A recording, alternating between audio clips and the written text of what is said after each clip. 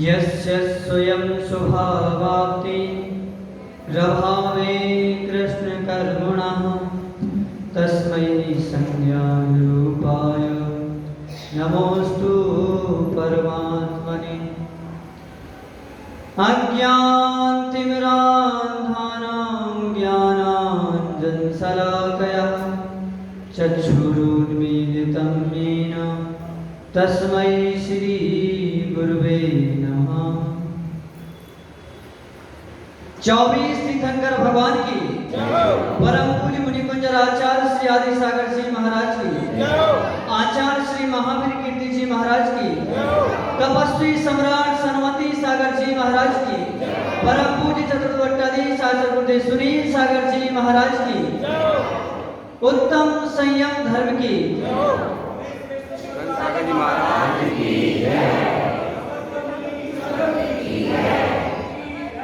सज्जनों, भगवान महावीर स्वामी अपने उपदेश के माध्यम से भव्य जीवों के लिए संबोधित करते हैं कि हे आत्मा, एक भी समय हमारा असंयम में नहीं जाना चाहिए।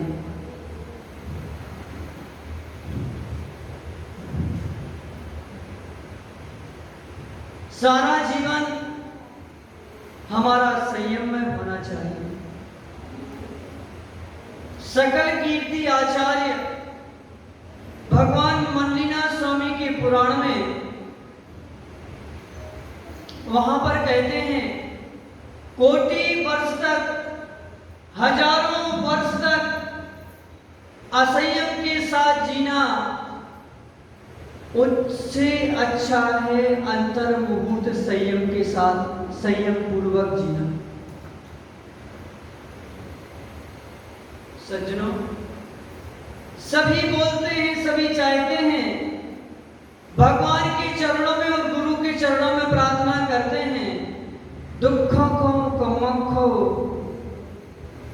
बोहि राहु सुगई गरणम समाहि मरणम जिनगुण संपत्ति हो।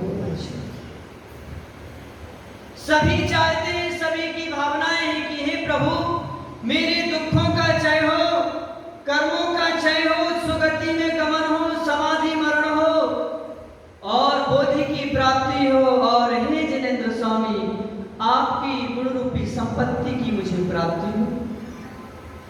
सभी चाहते हैं। सज्जनों, आखिर यह सब कुछ लाभ तुम्हें प्राप्त करना है तो संयम भी हमारे जीवन में होना अत्यंत आवश्यक है। संयम के बगैर जीवन सफल नहीं होता है। सज्जनों, जो भी सिद्धात्मा अभी तक मोक्ष गति को प्राप्त हुए हैं, वो 5 महावृत, 5 समिति, 3 प्रकार का इंद्रिय, 3 प्रकार का गुप्ती संयम उन्होंने अपने जीवन में किया है। मन वचन काय का विरोध किया है। 13 प्रकार के चारित्र से अपने आप को मंडित किया है। सामायिक छेदो मस्तापना परिहार विशुद्धि सूक्ष्म सांप्राय, इन संयमों को अपने जीवन में धारण किया है। सर्व सावध्य कटोस्मी। सज्जनों, 5 पापों का हमारे जीवन में त्याग होना चाहिए। पृथ्वी, जल, अग्नि, वायु, वनस्पति और 10 का 2 इंद्रिय, 3 इंद्रिय, 4 इंद्रिय और पंचेंद्रिय संगी असंगी, इन जीवों की रक्षा का भाव हमारे जीवन में होना चाहिए। जितनी पानी की आवश्यकता है उतना ही प्रयोग करो, जितनी वनस्पति की आवश्यकता है उतना ही प्रयोग करो, जितनी अग्नि की आवश्यकता है उतना ही उसका प्रयोग करो। आप कहो महाराज हम तो गृहस्थी हैं। अरे चैतन्य आत्मन, उसके लिए भी तो अनर्थ दंड का निषेध किया है कि जितना प्रयोजनीय है भूत है उतना ही प्रयोग करो, तो आप ज्यादा आरंभ के दोष से बच जाएंगे। हम समझते हैं गृहस्थी में आरंभ होगा, अगर चैतन्य आत्माओं अति आरंभ करने की आवश्यकता कहाँ है? आपको पता है कि एक बाल्टी में हम स्नान नहीं कर सकते, अपने कपड़े भी धो सकते हैं, तो 2 बाल्टी खर्च क्यों करना? 1 बाल्टी का संयम तो कर सकते हो ना, हैं सज्जनों?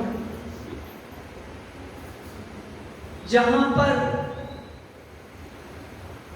चींटी को दुख देना भी बड़ा कष्टकारी समझते हैं, वहां पर आज श्रावक लेट बाथ में फिनाइल और एसिड बहा करके और वहां की सुंदरता देखना पसंद करते हैं। सोचो आपका संयम कहां जा रहा है? आप देव सास गुरु की भक्ति कर रहे हैं और प्रार्थना कर रहे हैं, प्रभु आपके गुणों की संपत्ति मुझे प्राप्त हो। चैतन्य आत्मा कैसे प्राप्त होगी? अरे महाव्रत की साधना पर नहीं आ सकते तो गृहस्थ में जो 5 अणुव्रत की साधना कही है वह भी तो संयम है ना। आपकी अवस्था के अनुसार आपने नियम कर लिया कि मैं रात्रि में भोजन नहीं करूंगा, ये भी आपका संयम है। आप यहाँ पर भगवान की भक्ति करने बैठे हैं, जितने समय तक के लिए आपने खाने पीने का त्याग किया है, व्यापार का त्याग किया है, मोबाइल पर बात करने का त्याग किया है, आपका उतना संयम हो गया। मुनि बनना ये तो बहुत बड़ी बात है, आरिका माता जी बनना ये भी बहुत बड़ी बात है। और वो पुण्यशाली जीव होते हैं जो मुनि बनते हैं, सकल संयम को प्राप्त करते हैं और भगवान की गुण संपदा को प्राप्त करते हैं। गुणों की संपदा तो अनंत जैसे हमारे ही अंदर है। अनंत दर्शन, अनंत ज्ञान, अनंत सुख, अनंत वीर का स्वामी मैं स्वयं हूँ। मेरी आत्मा में वो गुण है, पर क्या है कि अरहंत प्रभु आपके भगवान का ज्ञान कराते हैं। जब तक आपको बोध नहीं होता है तब तक आपको बोध दिया जाता है। आपको पता है कि आपका बेटा भगवान के कैसे दर्शन करना चाहिए नहीं जानता है, तो आप बताते हैं कि बेटे ऐसे बैठ करके भगवान का दर्शन करना चाहिए, ऐसा पुण्य चढ़ाना चाहिए। वैसे मुनिराज आपकी बात का बोध कराते हैं और अरहंत प्रभु भी बोध कराते हैं कि चैतन्य आत्मा तुम्हारा स्वरूप संसार में नहीं है, तुम्हारी आत्मा का स्वरूप असंयममय नहीं है, तुम्हारी आत्मा का स्वरूप चंचलता नहीं है, अस्थिरता नहीं है। तुम्हारी आत्मा का स्वरूप तो हमारे जैसे हाथ पर हाथ रख करके फूल मौन और नासाग्र दृष्टि रख करके अंतर अभिमुख प्रवृत्ति करना। तुम्हारा स्वरूप परम वितरागतामय है, शांतमय है। सज्जनों, प्रभु ये बताते हैं आखिर हमारा कहाँ चित्त लगता है।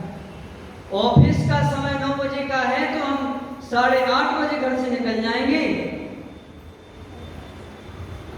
आखिर भगवान की अभिषेक पूजा का समय 6 बजे दिया है तो ज्ञानी का समय क्या करना है? 6:30 बजे भी पहुंचेंगे तो जहां हम पहुंचेंगे तभी जाकर के क्रियाएं संपन्न होंगी। ज्ञानी धर्म में जो समय जाता है, भगवान की आराधना में जो समय जाता है, वह समय अगर आपका भाव शुद्धि पूर्वक है तो वह समय आपका व्रत पूर्वक संयम पूर्वक जा रहा है। और जो समय आपका घर गृहस्थी में जाता है, व्यापार में, नौकरी में जाता है, चैतन्य आत्मन वह समय आपका संकेत पूर्वक होने से